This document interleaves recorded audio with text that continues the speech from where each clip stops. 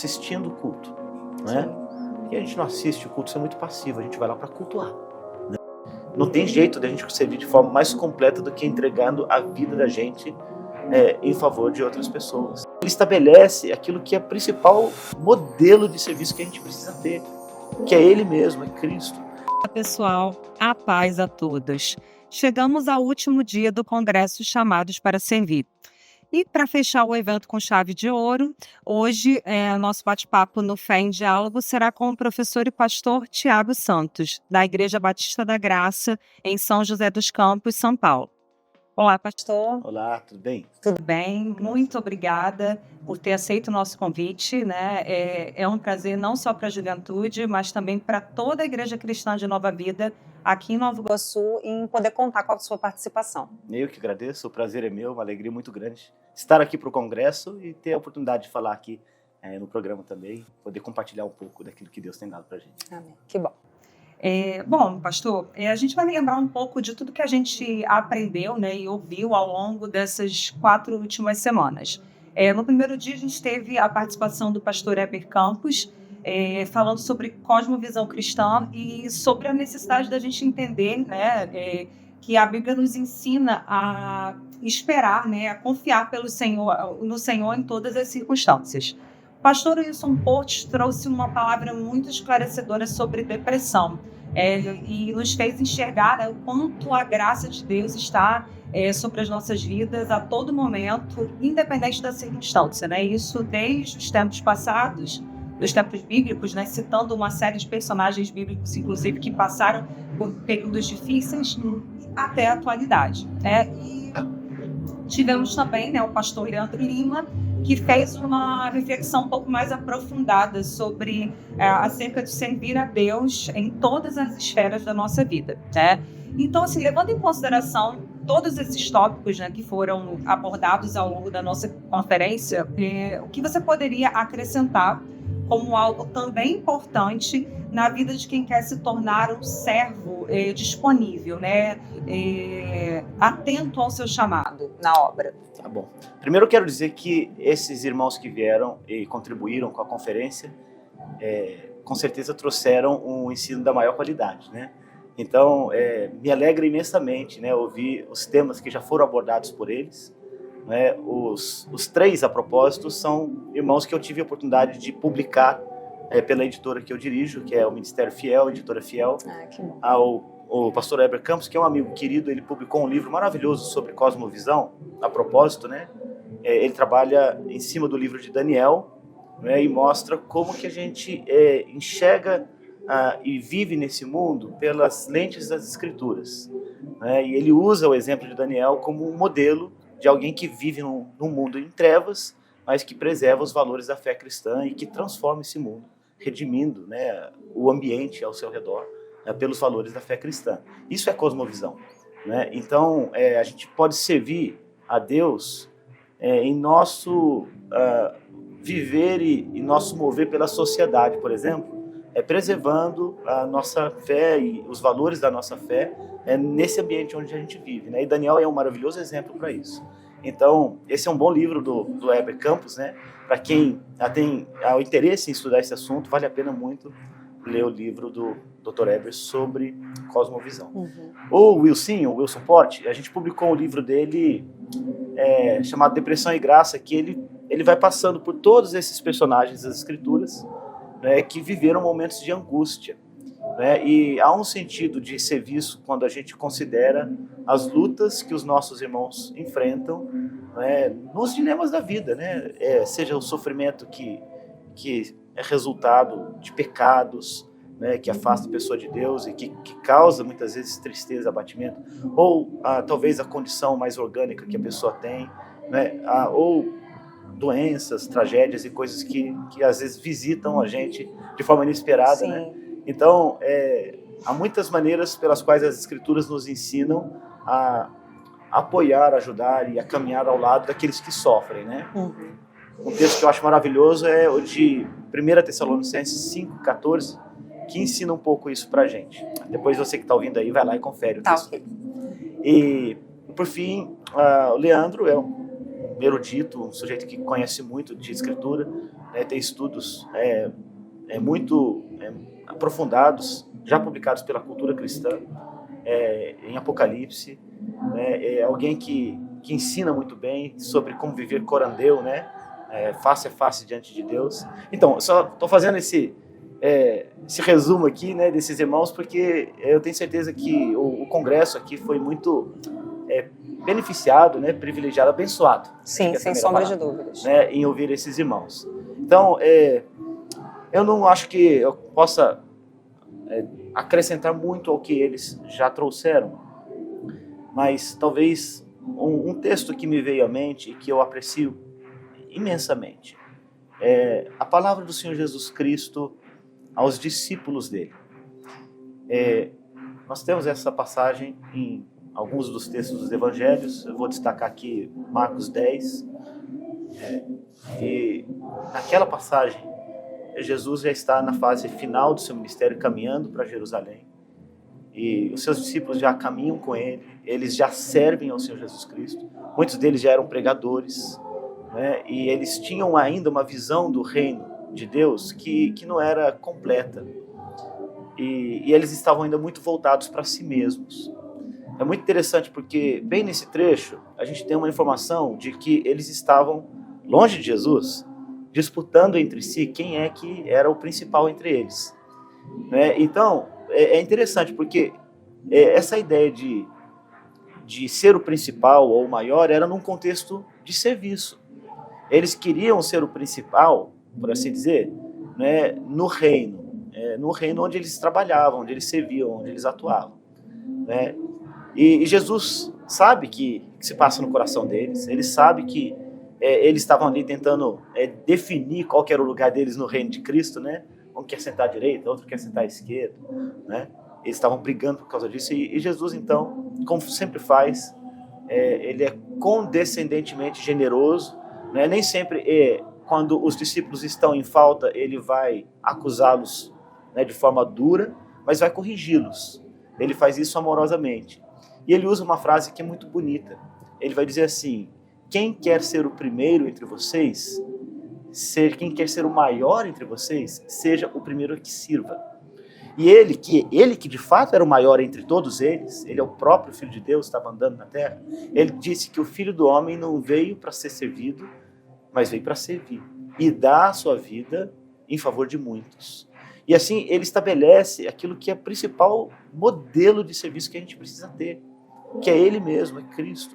Aliás, o Evangelho de Marcos é maravilhoso porque mostra Jesus como alguém que serve, que literalmente põe a mão na massa, né? Que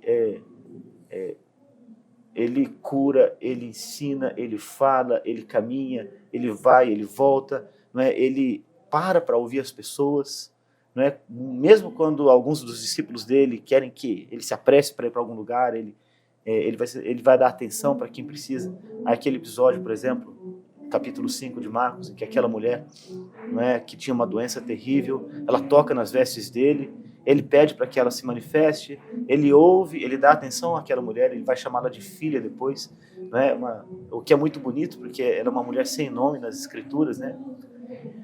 Então o que a gente vê nessa forma como Jesus lida com as pessoas, né, é que o serviço dele é um serviço dedicado, completo, amoroso e humilde, e ele está ensinando os discípulos dele a servir desse jeito, a servir de modo dedicado, de modo completo, de modo amoroso, e de modo humilde, não buscando posições, não buscando proeminência, não buscando a validação das pessoas e dos homens. E essa é uma coisa que é uma tentação, acho que para quem serve, estar em uma posição de destaque, ter a aprovação, dos pares, dos amigos, quer dizer, dos conhecidos. No caso de pessoas que ensinam num contexto mais público, às vezes desejam, almejam ter uma visibilidade maior, ter o reconhecimento de outras pessoas. E eu não vou nem dizer que isso por si só seja necessariamente ruim. É bom que a gente seja agradecido, é bom que a gente reconheça os dons de Deus na vida das pessoas, isso é justo. Mas isso jamais deve ser a motivação de quem serve. Sim. Né? É servir, é ser como Jesus. E Jesus é alguém que serviu de forma completa, plena. Ele serviu de modo, ele entregou a vida dele. Não tem jeito de a gente servir de forma mais completa do que entregando a vida da gente em favor de outras pessoas, que foi exatamente o que ele fez.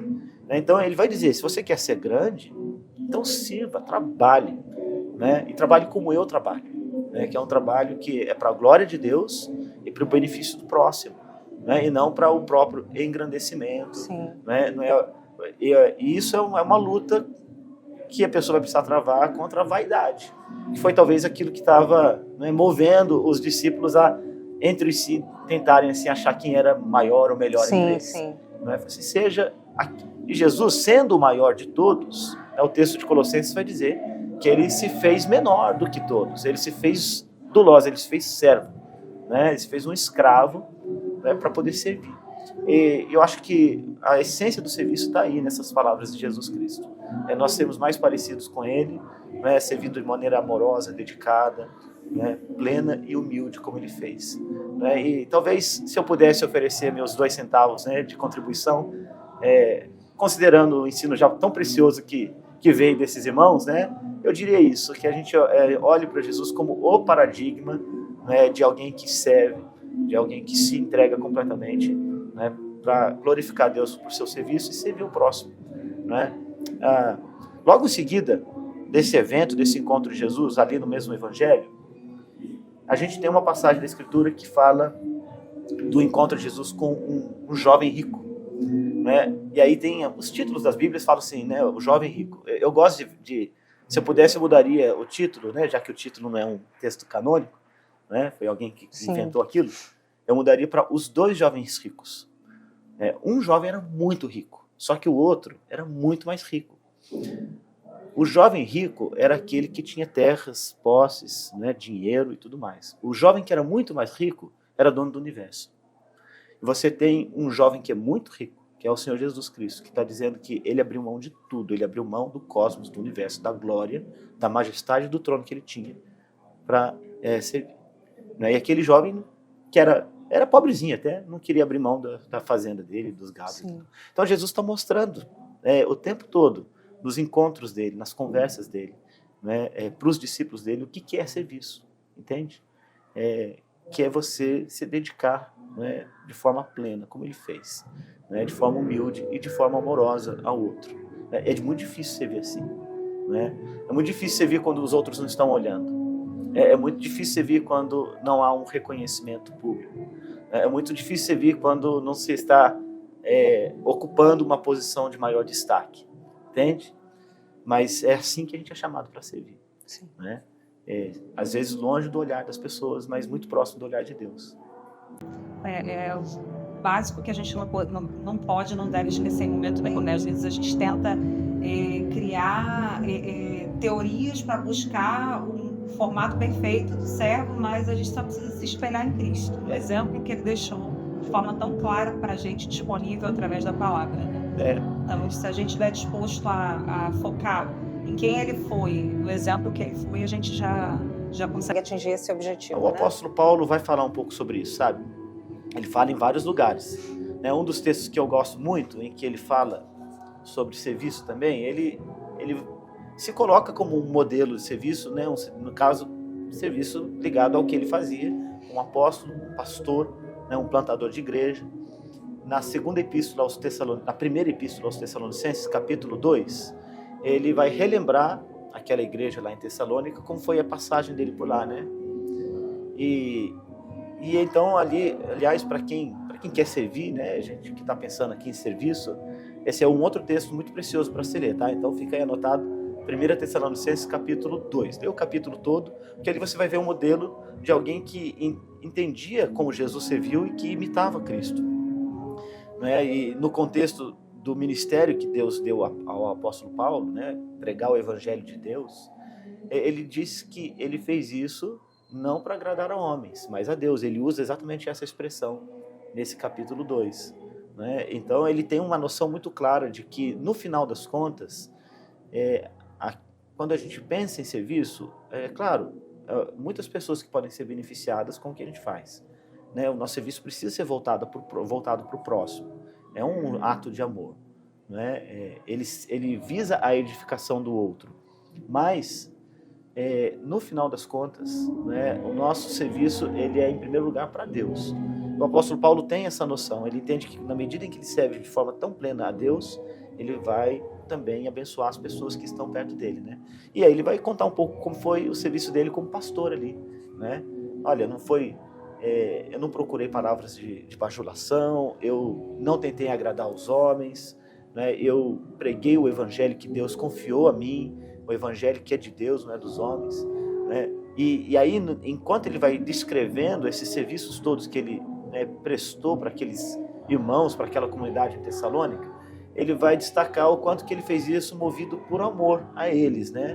Ele vai usar umas ilustrações bonitas, olha, eu fui como uma mãe ou como um pai para com vocês, né? Ele usa essa linguagem bonita da família, né, para mostrar o tipo de amor com o qual, né, ele serviu aqueles irmãos, né, aquela igreja. Então, o que você tem ali? Você tem esse padrão de Cristo sendo reproduzido por um apóstolo de Cristo, né, e sendo registrado para o nosso aprendizado, para o nosso encorajamento, para que o nosso próprio serviço seja modelado, né, nesses irmãos, né?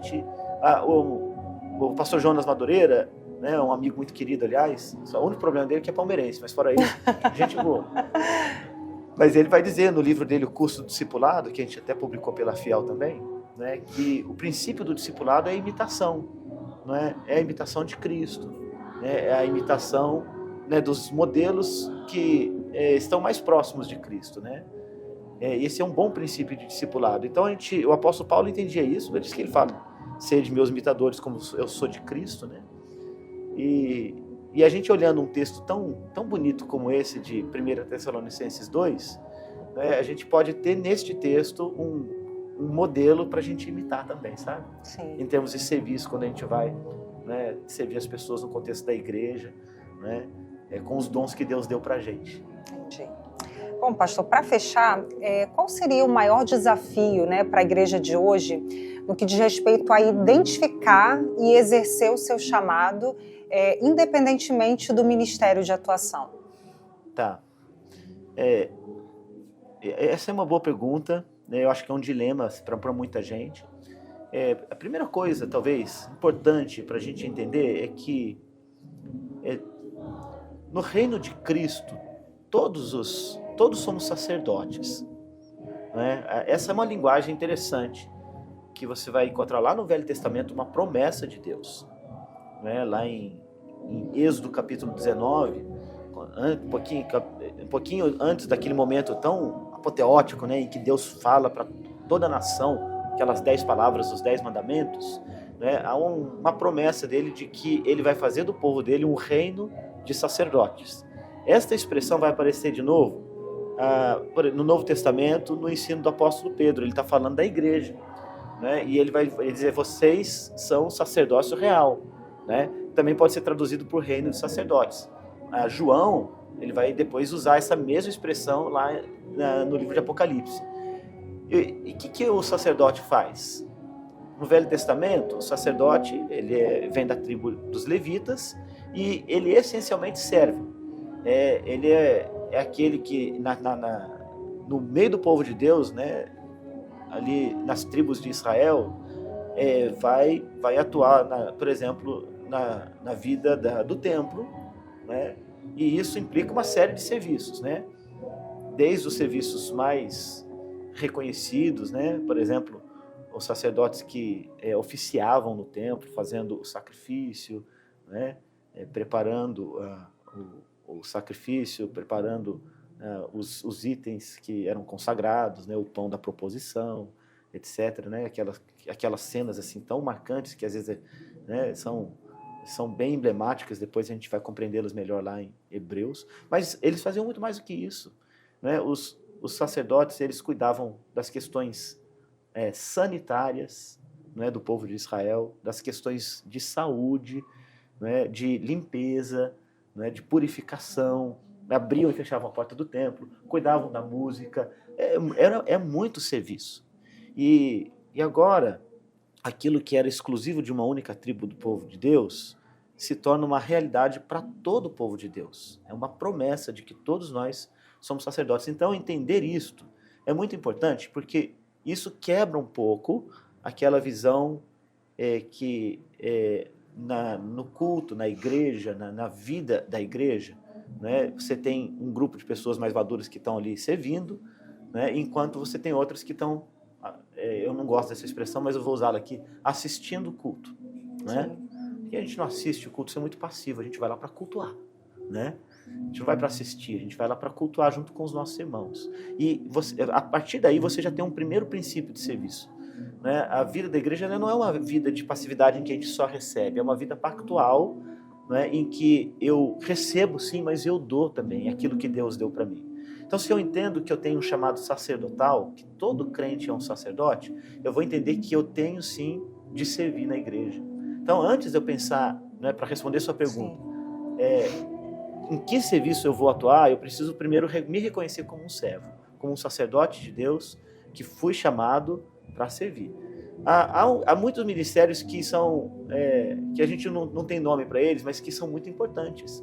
Por exemplo, eu gosto de falar de um ministério da presença.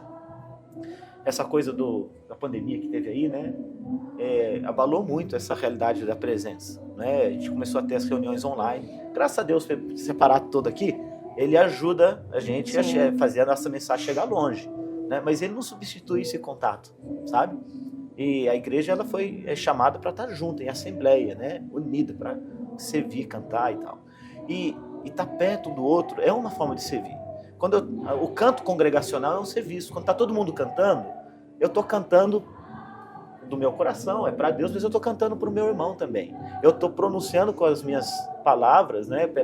Expressando a minha fé, verdades espirituais maravilhosas, né? Que eu creio e que eu quero que edifique também a vida do meu irmão. Cantar bonito, né? Nem sempre bonito, não estou dizendo afinado é bom também, mas é cantar com vontade, né? Até quem canta desafinado, mas canta com vontade, a gente fica animado, não é mesmo? Sim. Então, pronto. Né?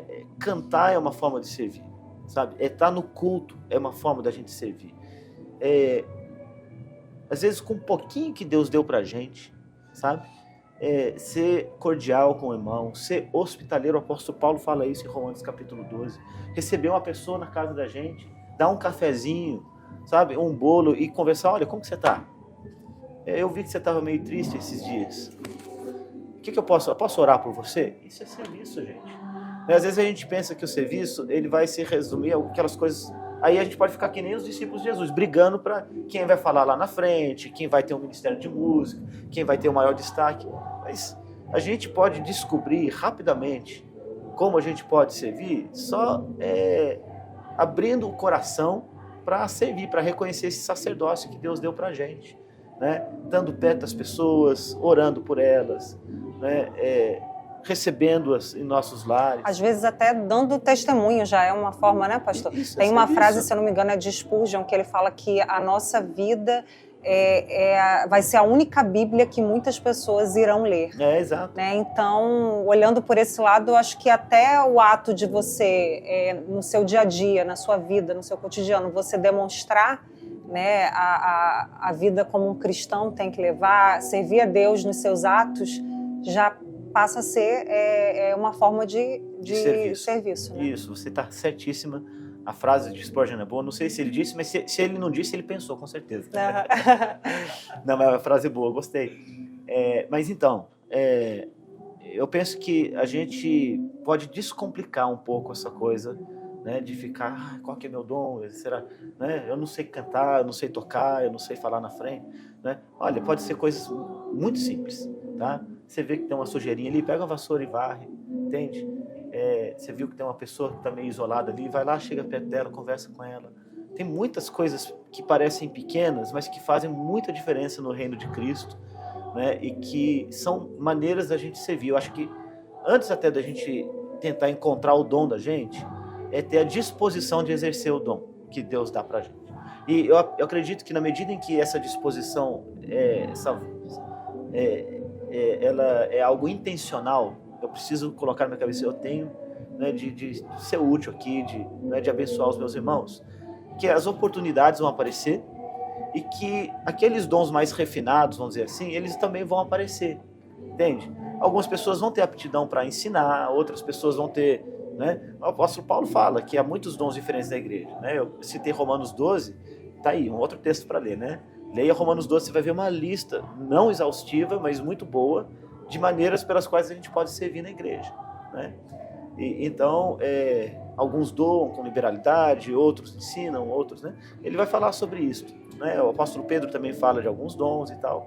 Então, antes de você se preocupar muito em achar os dons, é dispor o seu coração a servir a Deus, a servir a igreja, né? Fazer isso, né, de forma humilde, para a glória de Deus e para o bem do outro, né? E eu acredito que e com o tempo e com a maturidade da vida cristã, alguns dons mais específicos vão se manifestar, né? E a pessoa que tem esse talento, alguma coisa assim, ela vai ter oportunidade de também, né, colocar esses talentos, vamos dizer assim, à disposição do reino de Cristo, da igreja, do povo de Deus, para a edificação do povo. Mas é só lembrar que, se somos todos sacerdotes, todos nós precisamos colocar a mão na massa e fazer alguma coisa. Amém, pastor. Muito obrigada. Foi a cereja do bolo para tudo que a gente teve o privilégio de ouvir, de aprender ao longo dessas semanas. Muito obrigada mesmo pela sua participação. Imagina, eu que agradeço, o prazer é muito grande estar aqui e Deus abençoe vocês. Obrigada. Bom, pessoal, chegamos ao final do Congresso Chamados para Servir. Foram dias tremendamente abençoados que, sem sombra de dúvidas, farão toda a diferença nas nossas vidas espirituais daqui por diante. Estamos com o coração grato, né, e gostaríamos de agradecer primeiramente a Deus e também a todos que participaram da 11ª edição do Intimidade com Deus. Muito obrigada e até o próximo ano.